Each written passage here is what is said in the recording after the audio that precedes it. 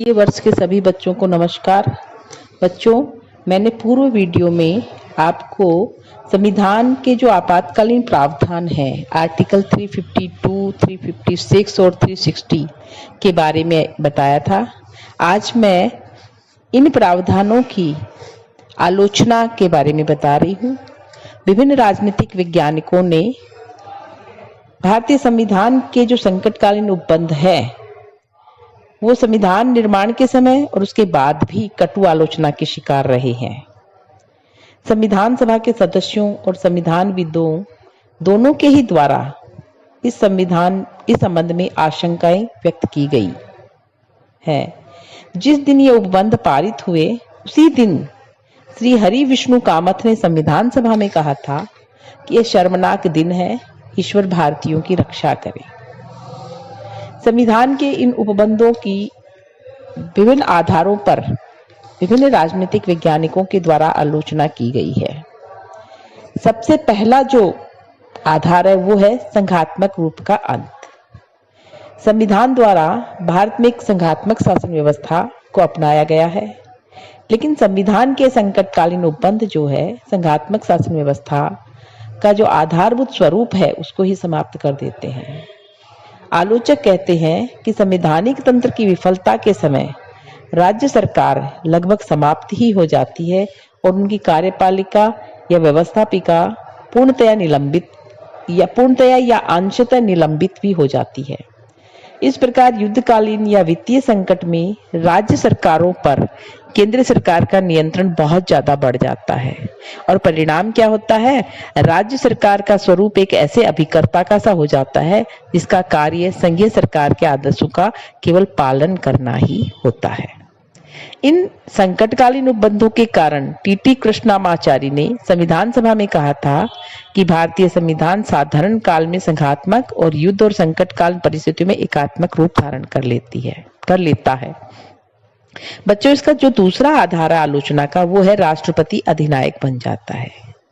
संविधान के अनेक सदस्यों द्वारा राष्ट्रपति के इन अधिकारों की तुलना जर्मनी के बीमार गणतंत्र के संविधान 1919 की धारा 48 से की गई थी, जिसके माध्यम से हिटलर एक तानाशाह बनने में सफल हो गया था।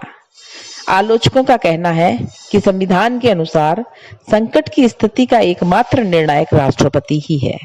राष्ट्रपति के द्वारा संसद से पूछे बिना ही संकट काल की घोषणा 1 माह के लिए लागू की जा सकती है। 1 माह की अवधि में वह मंत्रिमंडल को पदच्युत और लोकसभा को भंग कर लगभग 6-7 माह तक मनमाना शासन कर सकता है।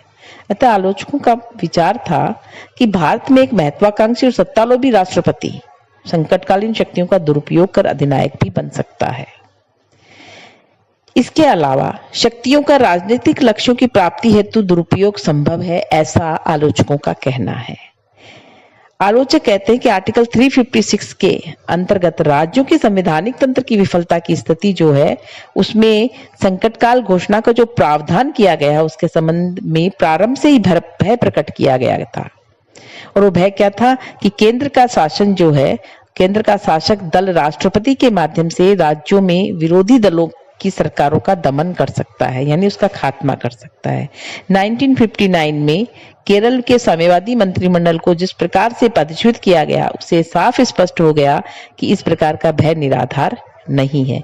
अन्य राज्यों में भी लागू किए गए संकटकाल के पीछे भी परोक्ष रूप से यही भावना हमने देखी है। डॉक्टर अंबेडकर ने भी आर्टिकल 356 के दुरुपयोग की संभावना पर टिप्पणी करते हुए संविधान सभा में कहा था कि मैं इस बात से पूर्णतः इनकार नहीं करता कि इन अनुच्छेदों का दुरुपयोग किए जाने या राजनीतिक उद्देश्यों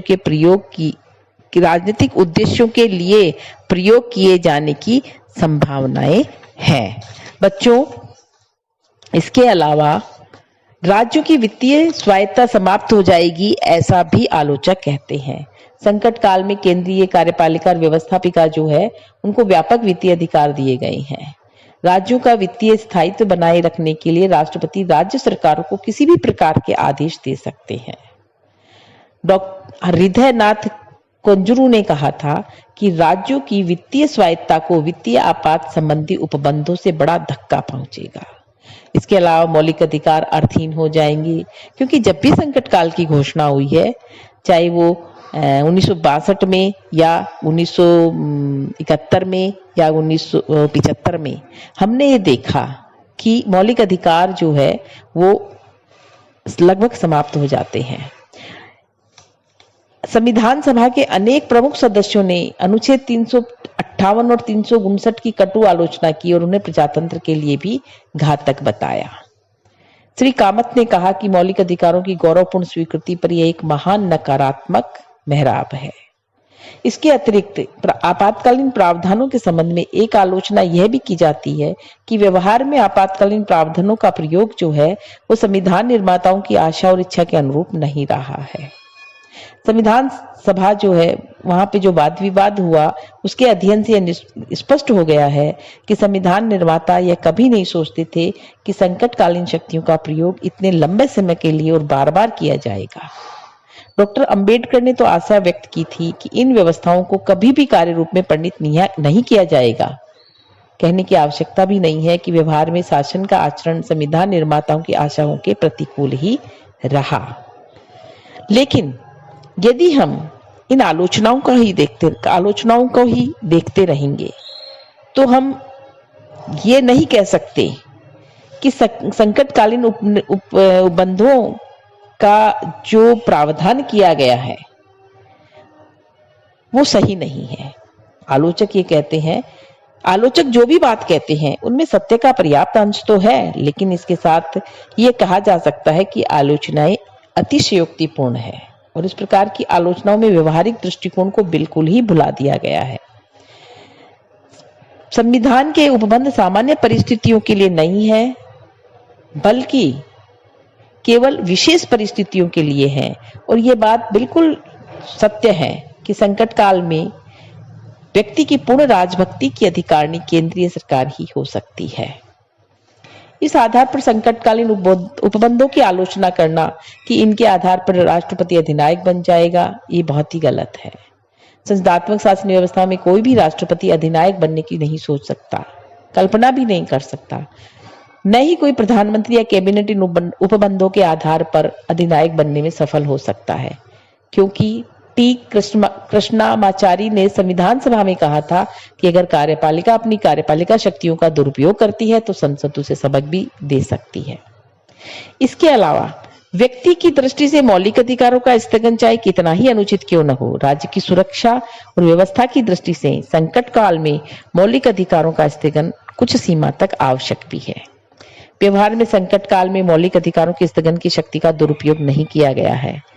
अब तक केवल दो बार ही 1962 में और 1975 में जो आपातकाल की घोषणा हुई थी, उस समय ही मौलिक अधिकारों का स्थगन किया गया था। इस घोषणा के अंतर्गत सभी मौलिक अधिकारों को नहीं वरन कुछ अनुच्छेदों जैसे अनुच्छेद 14 है, 19 है, 20 है, 21 और 22 को ही निलंबित किया गया था। लेकिन सारे मौलिक अधिकार नहीं निलंबित हुए थे। ये जो आलोचनाएं हम देखते हैं और आलोचनाओं को देखते हुए आलोचनाओं की अतिशयोक्तिपूर्ण जो बातें हैं उनका आधार जो है वो निराधार है।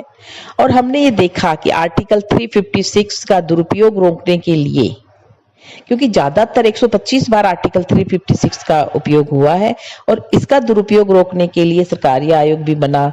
केंद्र राज्य संबंधों का निपटारा करने के लिए सरकारी आयोग बना।